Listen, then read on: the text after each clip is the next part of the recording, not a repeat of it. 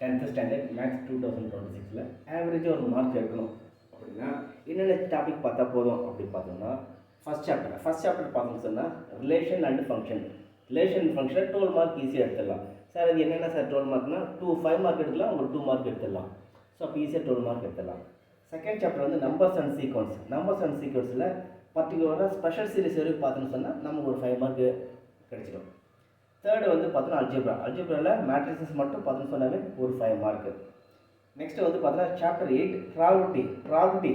ஆக்சுவலாக statics and probability நீங்கள் probability வரைக்கும் பார்த்தீங்கன்னாவே நமக்கு ஒரு 5 மார்க் கிடைச்சிடும். நெக்ஸ்ட்டு வந்து பார்த்தீங்கன்னா கிராஃபில் வேரியேஷன் மட்டும் பார்த்தீங்கன்னா ஒரு 8 மார்க் கிடைச்சிடும். ஏன்னா 8 எல்லாரும் அதான் கேட்குறாங்க. ஜாமெட்ரியில் சிமிலர் ட்ரையாங்கிள் மட்டும் பார்த்தீங்கன்னா ஒரு 8 மார்க்கு. புக் பேக் 1 மார்க் பார்த்தீங்கன்னா ஒரு 10 மார்க். ஸோ அப்போ இது டோட்டலாக பார்த்தீங்கன்னா 53 100க்கு 53 மார்க் நீங்கள் ஈஸியாக ஸ்கோர் பண்ணிக்கலாம்.